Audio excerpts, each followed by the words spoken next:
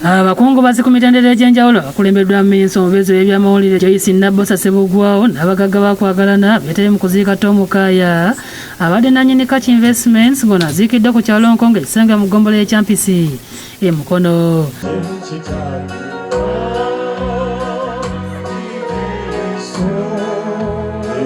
Akulira baddereeva ba takisi mu Kampala Rashid Ssekindi yagedde ku ngeri y'omugenzi gy'atumbuddemu omulimu gwabwe. Tom Kaaya olwaleero abadde akozesa baddereeva ba takisi bokka abasoba mu 100 ne bakondakita 100 ze famire 2 buli lunaku Tom Kaaya ono z'abadde alabirira. Abooluganda lw'omugenzi bamusiimye olw'okubalabirira. Ekintu kyonna ekyetaagisa oba waliwo project yonna running Tom nga yeenyigiramu. Omulabizi wa East Buganda yawumula Jackson Matovu avumiridde obuluvu obulimba na Uganda n'abasaba okwekwasa Yesu. Ekireetera abantu obuluvu n'okutamiira n'okweyogera ebigambo ebinene ebikola ne stress ezita abantu.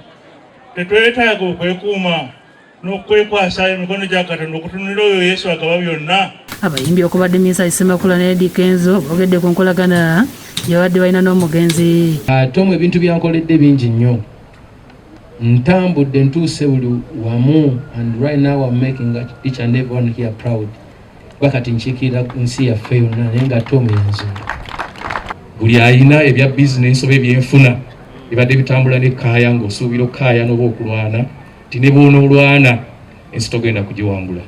Bamuleka basomye obubaka bwabwe eri kitaabwe. He was an intellectual, and I believe the fruit does not fall far from the tree. And his legacy is still here, and we're going to keep his legacy. May his soul rest in peace. Thank you. Yenna mwandu Aneti Kaaya atemya akakule balamu be abatandise okumupeeka ebyobugagga by'omugenzi omuli n'ebyapa n'abawa amagezi okugenda mbapuliida b'omugenzi babibanje. Nsaba famire y'omwami wange ebintu ebikwatagana with estate affairs. I don't deal with that. Tom has been dealing with the lawyers. He has lawyers. Please, I refer you to his lawyers.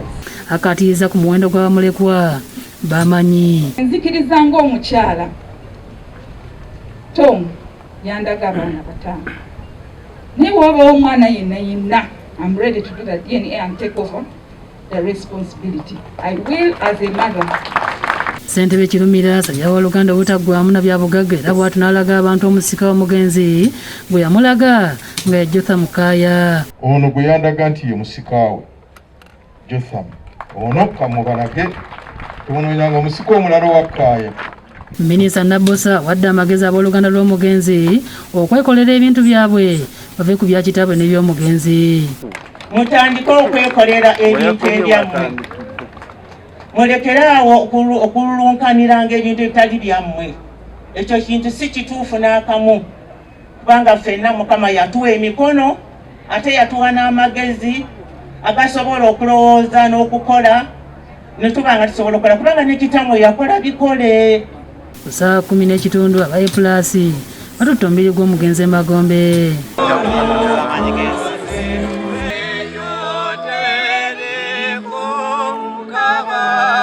Julius Kafuluma yakusakidde eggulu eno ku Lwabukedde TV.